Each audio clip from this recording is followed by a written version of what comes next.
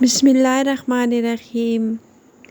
مجھے بچپن سے ہی اللہ تعالیٰ کے گھر کو دیکھنے کا اور اللہ کے گھر کی زیارت کرنے کا بہت زیادہ شوق تھا۔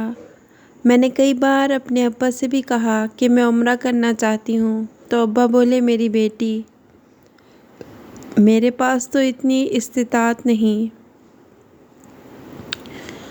تم اپنے شوہر کے گھر جا کر اپنا یہ شوق پورا کر لینا۔ میں سوچ بھی نہیں سکتی تھی کہ حج اور عمرے پر جانے کے بعد میری زندگی میں اتنی بڑی تبدیلی آ جائے گی۔ جب میری شادی ہوئی تو میں نے اپنے شوہر سے اپنی اس خواہش کا اظہار کیا۔ وہ میری اس تمنا کو سن کر بہت خوش ہوئے، کہنے لگے ٹھیک ہے، میں تمہیں حج پر لے کر جاؤں گا۔ میری شادی رمضان سے پہلے ہوئی تھی۔ چھوٹی عید کے بعد میں حج کی تیاریاں کرنے لگی تھی، کیونکہ میرے شوہر نے بہت پہلے ہی اس درخواست کے لیے اپلائی کر رکھا تھا۔ میں اپنی زندگی کی سب سے بڑی خوشی دیکھنے جا رہی تھی۔ میں اس قدر خوش تھی کہ بتا نہیں سکتی تھی۔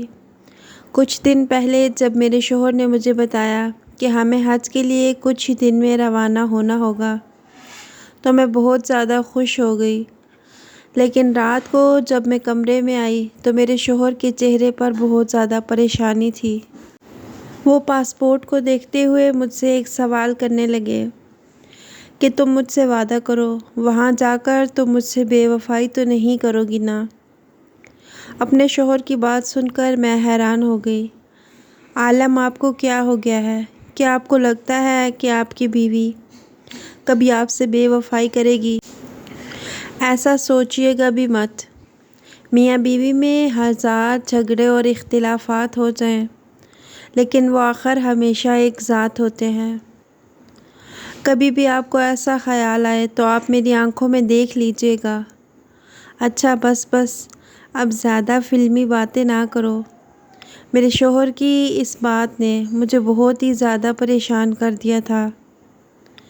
پتہ نہیں کیوں حج پر جانے سے پہلے انہیں ایسا خیال آیا، حالانکہ میں نے یہی سنا ہے کہ عمرے پر جانے سے انسان کے دل میں موجود خدشات ختم ہو جاتے ہیں اور انسان گناہوں سے پاک ہو جاتا ہے۔ حج پر جانے سے پہلے میرے شوہر کی پھپھو نے ہم سے کہا کہ تم لوگ میرے گھر دعوت پر آ جاؤ، مجھے تم سے ایک بات کرنی ہے۔ پتہ نہیں کیوں وہ مجھ سے بات ایسے کر رہی تھیں جیسے وہ مجھ سے کچھ چھپانا چاہتی ہوں، لیکن کچھ بتانا بھی چاہتی ہوں۔ جب میں پھپھو کے گھر گئی تو کھانا کھانے کے بعد وہ مجھ سے کہنے لگی کہ تم اوپر چھت پر آنا، مجھے تم سے ایک بہت ہی ضروری بات کرنی ہے۔ میں پھپھو کے کہنے پر ان کے پیچھے پیچھے چھت پر گئی تو وہ کہنے لگی بیٹی، زندگی میں بڑی بڑی مصیبتیں اور آفات آ جاتی ہیں، لیکن تم حج پر جا رہی ہو تو اپنے شوہر کے لیے دعا کرنا، اور ہاں، اپنے شوہر کو چھوڑنے کا مت سوچنا۔ میں بہت زیادہ شک میں پڑ گئی تھی، آخر انہوں نے ایسی بات کیوں کی ہے؟ اگر ایسی کوئی بات نہ ہوتی تو پھر میرا شوہر اور پھپھو دونوں ایک ہی بات کیوں کرتے؟ میرے دل میں ہزاروں اندیشے تھے اور خوف الگ تھا۔ میرا جی چاہتا تھا کہ میں جا کر یہ ساری باتیں ابا کو بتا دوں، لیکن میں خاموش رہی۔ میں نے کہا کہ جب میں اتنے پاک گھر کی زیارت کے لیے جا رہی ہوں تو وہاں میرے ساتھ کیسے کچھ برا ہو سکتا ہے؟ زندگی آگے بڑھتی رہی۔ ایک ہفتے کے اندر اندر ہم مکہ مکرمہ کے لیے روانہ ہو گئے۔ میرا دل بہت زور زور سے دھڑک رہا تھا۔ میرا دل وہاں بہت جا زور زور کر سے دھڑک رہا تھا پتہ نہیں میں حج بھی کر کہ پاؤں پتہ گی یا نہیں میں نہیں۔ وہاں جا کر حج کر بھی میرے پاؤں ذہن گی یا میں نہیں۔ بار بار یہ میرے سوچ ذہن آ میں رہی بار تھی، بار یہ سوچ آ رہی تھی۔ پتہ نہیں کیوں ایک پتہ بار تو نہیں مجھے کیوں ایک ایسا بار تو خواب بھی مجھے آیا ایسا تھا۔ خواب بھی آیا تھا۔ میں نے اپنے شوہر سے کہا تھا کہ ہم دونوں رات میں گئے نے اپنے تک شوہر سے عبادت کیا کہا کہ کریں ہم گے، دونوں اس رات لیے گئے آپ تک مکہ سے عبادت قریب کیا ہوٹل کریں میں گے، اس لیے آپ مکہ سے قریب ترین ہوٹل لیجیے گا جہاں سے خانہ کعبہ پاس ہو اور ہمیں وہاں ٹھہرنے میں کوئی دقت نہ ہو۔ تو میرے شوہر نے کہا کہ تمہیں فکر کرنے کی کوئی ضرورت نہیں، ہمارا ہوٹل حرم سے صرف 5 میٹر کی دوری پر ہے، ہم وہاں جا ہی عبادت کرنے کے لیے رہے ہیں، ہماری عبادت میں کوئی خلل نہیں ہوگا، تم کسی بھی چیز کی فکر مت کرنا۔ میں اپنے شوہر کی باتیں سنتی تو میرا دل بہت زور شور سے دھڑکتا۔ ایک عجیب سا اندیشہ تھا جو میرے ذہن پر سوار تھا، پھر وہی ہوا جس کا ڈر تھا۔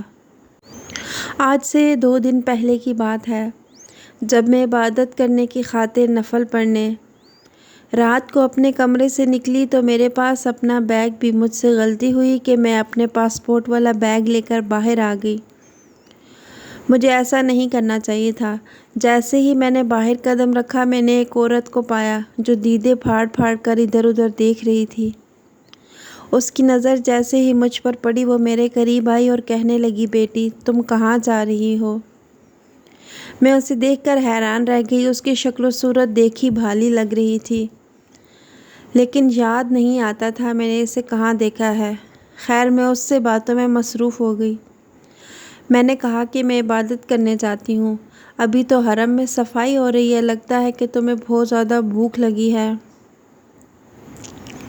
کیا تمہارے ہوٹل میں کھانے پینے کا بندوبست ہے؟ میں نے کہا، مجھے ابھی تک یاد نہیں، ہم نے جو بھی کھایا باہر سے کھایا۔ عورت نے کہا، تو مجھے اپنا پاسپورٹ دکھاؤ اور باقی کاغذات بھی، تو مجھے پتہ چل جائے گا کہ تمہارے ہوٹل میں کھانے پینے کی سہولت ہے یا نہیں۔ میں نے پہلے تو انکار کیا۔ جب اس عورت نے اصرار کیا کہ تمہیں پاسپورٹ دکھانا ہی پڑے گا تو میں نے اس عورت کو اپنا پاسپورٹ دکھایا۔ وہ ہنس کر بولی، ارے پاسپورٹ سے ہوٹل کا تھوڑا ہی نہ پتہ چلتا ہے، میرا مطلب تھا کہ تم مجھے پاسپورٹ اور دیگر کاغذات دکھاؤ۔ میں اس عورت کی بات پر بہت حیران ہوئی۔ پھر اس نے کہا، اگر تمہارا دل نہیں کرتا تو مت دکھاؤ۔ وہ پاسپورٹ کو دیکھ کر سخت حیرت میں مبتلا ہو چکی تھی۔ مجھ سے پوچھنے لگی، کیا تم شادی شدہ ہو؟ میں نے کہا، جی ہاں، میری شادی تقریباً 5-6 ماہ پہلے ہوئی ہے۔ میری بات سن کر وہ حیرت سے مجھے دیکھنے لگی جیسے اس نے پہلی بار کسی شادی شدہ عورت سے بات کی ہو اور شادی کرنا کوئی جرم ہو۔ وہ کہنے لگی، اچھا تمہیں بھوک لگی ہوگی، میں تمہیں اپنے گھر لے کر چلتی ہوں۔ میرے شوہر کا یہاں بہت بڑا کاروبار ہے، دنیا کی ہر سہولت موجود ہے، تم میرے گھر چلو گی تو تمہیں محل جیسا منظر دیکھنے کو ملے گا۔ مجھے عورتوں کی باتوں میں دلچسپی ہونے لگی۔ پھر وہ بولی، تمہیں پتہ ہے یہاں پر چوری چکاری اور جرائم کا تو اندیشہ پیدا ہی نہیں ہوتا، یہ پاک شہر ہے، یہاں لوگ آتے ہیں، اگر کوئی ناپاک آ بھی جائے تو پکڑا جاتا ہے۔ میں نے بھی سوچا کہ اس ملک میں تو کسی برائی کا تصور ہی پیدا نہیں ہوتا، سو میں اس کے ساتھ چلی گئی۔ وہ مجھ سے کہنے لگی، تم میرے گھر جاؤ گی تو تمہیں دنیا کا ہوش نہیں رہے گا۔ اس کی دو معنی باتیں تھیں۔ پھر میں اس کے ساتھ چلتی گئی۔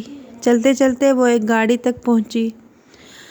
گاڑی کو چلانے والا ایک بڑا سا آدمی تھا جو کالے رنگ کا تھا۔ یہ عورت باقاعدہ گاڑی لے کر یہاں آئی تھی۔ کیا اس کا مقصد صرف مجھ سے بات چیت کرنا تھا؟ لیکن ایسا بھی ہو سکتا ہے اگر وہ عورت مجھ سے بات کرنا چاہتی تھی تو وہ مجھے یہاں ڈھونڈتے ہوئے آئی تھی۔ میرا دل چاہا کہ گاڑی کا دروازہ کھول کر واپس چلی جاؤں، لیکن اس کی چہرے کی طرف دیکھا تو یقین آ گیا، وہ مجھے کوئی بری عورت معلوم نہیں ہوتی تھی۔ میں خاموشی سے بیٹھی رہی۔ گاڑی 20 میل چلنے کے بعد ایک جگہ پر رکی۔ باہر ایک بہت بڑا خوبصورت باغ تھا، اس کے اندر ایک سفید رنگ کا گھر جو کہ کسی محل سے کم نہیں لگتا تھا، اور گھر کا ڈیزائن واقعی مغلیہ دور کے کسی محل جیسا تھا۔ میں وہاں اتری تو وہ عورت میرا ہاتھ پکڑ کر مجھے اندر لے گئی۔ دروازے سے اندر داخل ہوتے ہی اس کے چہرے پر خنکی چھا گئی۔ اب تم یہاں آئی ہو تو میری مرضی سے ہی جاؤ گی، اس نے بڑے عجیب لہجے میں یہ بات کہی تھی۔ ایک اور آدمی اس گھر سے باہر نکلا، اس کا قد بہت لمبا تھا، وہ بہت ہی ظالم انسان لگتا تھا۔ اس نے مجھ سے بات کی کہ بیٹی جاؤ، جا کر کمرے میں بیٹھو، آرام کرو، اب تم اس گھر میں آ گئی ہو تو اسے اپنا ہی سمجھو۔ مجھے ایسے لگتا تھا جیسے لوگ مجھے برسوں سے جانتے ہوں۔ پھر وہ عورت مجھے ایک کمرے میں لے آئی اور کہنے لگی تمہیں پیاس لگی ہوگی، تم یہاں بیٹھو، میں تمہارے لیے شربت بناتی ہوں۔ یہ کہہ کر وہ اپنے کمرے سے نکل گئی۔ میں اپنا بیگ ڈھونڈنے لگی، لیکن یہ کیا، میرا بیگ تو کہیں پر تھا ہی نہیں۔ میرے قدموں تلے سے زمین نکل گئی۔ میرا بیگ میرا واحد اثاثہ تھا، کیونکہ اسی کے اندر میرا پاسپورٹ، میرے کاغذات اور شوہر سے رابطے کے دیگر ذرائع تھے۔ میں موبائل فون کے بارے میں ہمیشہ محتاط رہتی تھی۔ میں دوبارہ اپنے بیگ کو ڈھونڈنے لگی، پر میرا بیگ کہیں ہوتا تو مجھے ملتا۔ وہ عورت کمرے میں داخل ہوئی، میں اسے دیکھ کر کھڑی ہو گئی۔ میرا بیگ نہیں مل رہا۔ میری بات سن کر اس نے کسی قسم کی تاثرات کا اظہار نہیں کیا، بلکہ سامنے بیٹھ گئی۔ کہنے لگی، ارے بیٹا، پہلے یہ شربت تو پی لو، اپنی سانسیں بحال کر لو۔ تمہارا پاسپورٹ گاڑی میں پڑا ہوگا، میں تھوڑی دیر بعد جا کر دیکھتی ہوں۔ اس عورت کی بات سن کر مجھے سکون محسوس ہوا۔ میرے دل کو قرار آیا کہ چلو میرا پاسپورٹ تو مل جائے گا۔ میں خود کو کوس رہی تھی کہ میں یہاں آئی ہی کیوں ہوں۔ آخر میرے یہاں آنے کا مقصد کیا تھا؟ صرف اس لیے کہ اس عورت نے مجھ سے چکنی چیڑی باتیں کیں اور میں اس کی باتوں میں آ گئی۔ یا اللہ، میں کتنی بے وقوف ہوں، یہ میں نے کیا کر دیا؟ میں خواہ مخواہ اس عورت کے ساتھ چلی آئی۔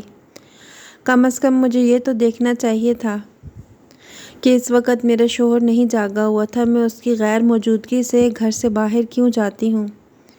میں یہ باتیں سوچ ہی رہی تھی کہ اس عورت نے مجھے دوبارہ وہ شربت پینے کو کہا، تو میں شربت پی کر سو گئی۔ مجھے ایسا لگا جیسے میرا ذہن تاریکیوں میں ڈوبتا جا رہا ہے۔ میری آنکھوں پر غنودگی چھا رہی تھی اور دل میں عجیب سے وسوسے آتے جا رہے تھے۔ میں بہت دیر تک نیند کی حالت میں رہی۔ جب میری آنکھ کھلی تو میرے آس پاس کوئی نہیں تھا۔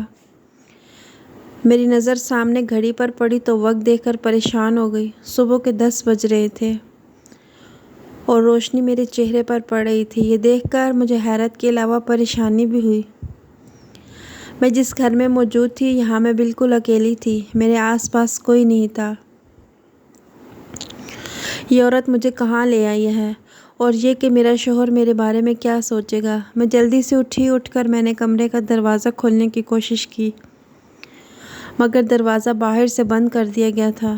میری آنکھوں میں آنسو آ گئے، میرا دل زور زور سے دھڑکنے لگا۔ وہ عورت ایسی تو نہیں لگتی تھی کہ مجھے کمرے کے اندر ہی بند کر دے۔ میں کمرے کو زور زور سے پیٹنے لگی۔ تقریباً 5 منٹ دروازہ پیٹنے کے بعد میں نے چیخنا چلانا بھی شروع کر دیا۔ تب ہی کسی نے زور سے دروازہ کھولا۔ سامنے وہ عورت تھی۔ وہ مجھے کہنے لگی، پاگلوں کی طرح دروازہ کیوں بجاتی ہو؟ اگر میں نے دروازہ باہر سے بند کیا ہے تو تمہیں یہ بات سمجھنی چاہیے کہ میں نے تمہیں قید کر رکھا ہے۔ میں پھر سے رونے لگی تھی۔ زیادہ سوال جواب تمہیں مجھ سے کرنے کی ضرورت نہیں۔ یہ پاک شہر ہے، یہاں جرائم نہیں ہوتے۔ میں نے تمہیں کسی مقصد سے یہاں بند کیا ہے۔ میں تمہارے شوہر سے حساب لوں گی۔ فی الحال تم کمرے کے اندر بیٹھی رہو۔ وہ عورت مجھے ہدایات دے کر چلی گئی۔ میرا دل بہت برے طریقے سے دھڑک رہا تھا۔ میری آنکھوں سے آنسو بہہ رہے تھے۔ میرا پاسپورٹ اور بیگ بھی گم ہو گیا تھا۔ ظاہر ہے اسی عورت نے لیا ہوگا۔ پھر تھوڑی دیر کے بعد کمرے کا دروازہ کھلا تو میں نے خدا کا شکر ادا کیا۔ میں نے اس عورت سے کہا کہ وہ مجھے میرے ہوٹل تک چھوڑ آئے۔ وہ کہنے لگی، بی بی، اگر تم باہر نکلو گی تو تمہارا نقصان ہوگا۔ مجھے یہ بات یاد کر کے اس نے نڈھال کر دیا تھا۔ آپ یہ کیسی باتیں کر رہی ہیں؟ میں باہر جانا چاہتی ہوں۔ کیا آپ مجھے یہاں اس لیے لے کر آئی تھی کہ مجھے قید کر سکیں؟ یہاں کی پولیس کتنی سخت ہے۔ اس عورت کی باتیں سن کر میں وقتی طور پر چپ ہو گئی۔ پھر مجھے شربت کا خیال آیا۔ میں نے جھٹ سے اس سے پوچھا، آپ مجھے یہاں لائی تھی تو پھر آپ نے مجھے وہ شربت کیوں پلایا؟ اس شربت میں کوئی نشہ آور دوا ملی ہوئی تھی، میں جسے پیتے ہی سو گئی۔ ضرور اس میں آپ کی کوئی نہ کوئی سازش ہے۔ بیٹا، خدا کا خوف کرو، اپنے کانوں کو ہاتھ لگاؤ۔ اس رب سے معافی مانگو جس کے سامنے تم مجھ پر الزام لگا رہی ہو۔ تم اتنا تو سوچو کہ میں تمہیں یہاں نیکی کی غرض سے لے کر آئی ہوں۔ اب تم کہہ رہی ہو کہ میں نے تمہیں شربت میں نشہ آور دوا ملا کر پلائی۔ میں ایسا کیوں کروں گی بیٹی؟ مجھے ایسا کر کے کیا ملے گا؟ تم خود سوچو نا، میں تمہیں جانتی نہیں، نہ تم مجھے جانتی ہو۔ میں نے کہا آپ کو اردو آتی ہے، یہ تو میں نے سوچا ہی نہیں، میں تو سوچ رہی تھی آپ ایک عربی خاتون ہیں، پر آپ تو اردو بولتی ہیں۔ آپ یقیناً میرے ملک کی ہوں گی، اگر آپ میرے ملک کی ہیں تو پھر مجھے جانتی بھی ہوں گی۔ میری بات سن کر وہ عورت غصے سے اٹھ کے کھڑی ہو گئی۔ میری بات پر یقین نہیں آتا ڈائن، تو بھی اپنی ماں جیسی نکلی۔ آپ کو میری ماں کا بھی پتہ ہے؟ میں نے اس سے معصومانہ انداز میں پوچھا تو وہ بولی نہیں۔ مجھے تیری ماں کے بارے میں کچھ علم نہیں، لیکن تیری شکل دیکھ کے لگتا ہے کہ تو اسے تنگ کرتی ہوگی۔ ارے میں نے تجھے یہاں پر پناہ دی اور تو مجھے ہی باتیں سناتی ہے۔ اب چپ کر کے بیٹھ جا ورنہ میں تجھے اسی کمرے میں بند کر دوں گی اور کھانے کو بھی کچھ نہیں دوں گی۔ جب تک میرا حساب پورا نہیں ہوتا تب تک تم یہاں سے نہیں ہلو گی۔ میں اس عورت کی باتیں سن کر تھر تھر کانپنے لگی۔ سوچا نہیں تھا کہ مجھے میرے شوہر کی وجہ سے اتنی ذلت کا سامنا کرنا پڑے گا۔ میں نے دیکھا تو دوسرے کمرے سے آوازیں آ رہی تھی، وہ عورت میرے کمرے سے جا چکی تھی، مگر اس بار اس نے میرے کمرے کے دروازے کو کھلا چھوڑ دیا تھا۔ جس کمرے سے بحث کی آوازیں آ رہی تھی میں اس طرف دھیرے دھیرے چلنے لگی۔ جیسے ہی دروازے کے پاس پہنچی تو سامنے کا منظر دیکھ کر میرے قدموں تلے زمین نکل گئی۔ میں نے دیکھا وہاں میرا شوہر کھڑا تھا، اس آدمی سے اونچی آواز میں بحث کر رہا تھا اور ساتھ ہی اس عورت کو کچھ سمجھانے کی کوشش کر رہا تھا، لیکن مجھے کوئی بھی بات صحیح سمجھ نہیں آ رہی تھی۔ اس سے پہلے کہ میں مزید آگے بڑھتی، کسی نے میرے منہ پر ہاتھ رکھا اور پیچھے پلٹی تو ایک نوجوان عورت تھی جو کہ قد میں مجھ سے کافی لمبی تھی۔ وہ مجھے آگے جانے سے روک رہی تھی۔ اس نے مجھے ایسے دیکھا جیسے کھا جائے گی۔ میں نے اس سے پوچھا تم کون ہو؟ کہنے لگی تمہارے شوہر کو پتہ ہے، لیکن تم کون ہو؟ میں اچھی طرح سے جانتی ہوں، لیکن تم کسی بات کو نہیں جانتی، تم تو بس جھوٹ میں زندگی گزار رہی ہو۔ ابھی تمہیں حقیقت پتہ چلے گی تو تم اپنا سر نوچو گی، لیکن اس آدمی کے ساتھ دوبارہ نہیں رہو گی جسے تم اپنا شوہر کہتی ہو۔ بند کرو، مجھے اپنے شوہر کے بارے میں ایک لفظ بھی نہیں سننا۔ وہ کہنے لگی تمہارا شوہر کسی اور کا بھی شوہر ہے۔ یہ بات سن کر میرے قدموں سے زمین نکل گئی۔ ہماری شادی کچھ مہینے پہلے ہوئی ہے، ایسا برا وقت نہیں آیا مجھ پر کہ میرا شوہر دوسری شادی کرے۔ وہ کہنے لگی کہ اس کی پہلی بیوی کوئی اور ہے تو خوابوں میں ہوگی۔ میں نے آج تک اپنے شوہر کی دوسری شادی کا نام نہیں سنا۔ ارے تم کیوں سنو گی؟ تم اس کی بیوی ہو، تمہیں ایسی باتیں ہرگز نہیں بتائے گا، اس لیے اپنے ذہن پر فالتو کو زور مت ڈالو۔ میں نے جو تمہیں کہا ہے وہی کرو ورنہ اچھا نہیں ہوگا۔ پاسپورٹ نہ ہونے کی وجہ سے یہاں کی پولیس تمہیں گرفتار کر لے گی، پھر کیا کرو گی؟ تم خود جا کر رپورٹ لکھوائیں گے۔ اب یہاں پر بیٹھی رہو۔ میں نے اس عورت کی بات سنی تو میرا دل تھر تھر کانپنے لگا۔ اگر یہاں کی جیل میں چلی گئی تو 23 سال تک باہر نہیں آ پاؤں گی۔ میرے ذہن میں ڈراؤنے خیالات آنے لگے، لیکن میں نے سوچ لیا تھا کہ میں اپنے شوہر کو ایسے جانے نہیں دوں گی۔ یقیناً وہ ان لوگوں سے بحث اسی لیے کر رہا تھا کیونکہ ان کے درمیان کوئی بات چیت چل رہی تھی۔ میں نے آگے بڑھ کر دروازہ کھولا اور زور سے چلا کر اپنے شوہر کو پکارا۔ میرے شوہر نے جب مجھے دیکھا تو اس کی آنکھوں میں چمک آ گئی۔ مجھے دیکھ کر وہ میری طرف بڑھنے لگا۔ تم کہاں چلی گئی تھی؟ میں نے تمہیں کہا بھی تھا میرے بغیر بتائے ہوٹل سے باہر نہ جانا۔ یہ عورت تمہیں ڈھونڈتی وہاں آ گئی۔ اس نے تو ہمارے خاندان میں ہی مخبر رکھے ہوئے تھے، اسے سب پتہ تھا ہم لوگ کس جگہ پر ٹھہرے ہیں اور ہم یہاں کیسے رہیں گے۔ یہ تمہیں پھنسا کر یہاں لے آئی، تم اس کے ساتھ چلی آئی۔ آپ پہلے مجھے یہ بتائیں دوسری بیوی والا چکر کیا ہے؟ خدا کے لیے یہاں پر یہ بات مت چھیڑو، یہ لوگ ایسا ہی چاہتے ہیں کہ ہم لڑنا شروع ہو جائیں۔ میں تمہیں گھر چل کر سب بتاؤں گا۔ اگر تم نے یہاں لڑائی کی تو اس کا کوئی فائدہ نہیں ہوگا، بلکہ ہماری زندگی میں اور زیادہ زہر گھول دیا جائے گا۔ انہوں نے تمہارا پاسپورٹ بھی اسی لیے چھپایا ہے تاکہ تم میرے ساتھ نہ جا سکو اور پولیس تمہیں پکڑ لے۔ اور ہاں نائلہ، کسی صورت بھی میں تمہیں طلاق نہیں دوں گا۔ اگر تم یہ سوچ رہی ہو کہ طلاق لے کر تم مجھ سے سارے پیسے لے لو گی تو ایسا کبھی نہیں ہوگا۔ جو تمہیں حق مہر کی صورت میں ملنا تھا وہ تمہیں ساری زندگی نہیں ملے گا۔ تم یہاں پر رہو، جیو، مجھے اس سے کوئی غرض نہیں۔ دوبارہ ایسی نیچی حرکت کی تو مجھ سے برا کوئی نہیں ہوگا۔ میری بیوی بہت معصوم ہے، اسے تم جیسی چال باز عورتوں کی چالوں کا نہیں پتہ، لیکن اب میں اسے ساری حقیقت بتا دوں گا کہ کیسے تم نے مجھے اپنے جال میں پھانسا اور پھر مجھ سے حق مہر کے طور پر بھاری رقم لکھوا کر تم یہاں آ گئی۔ تم نے مجھ سے طلاق مانگی کہ تمہیں حق مہر کی ساری رقم مل جائے۔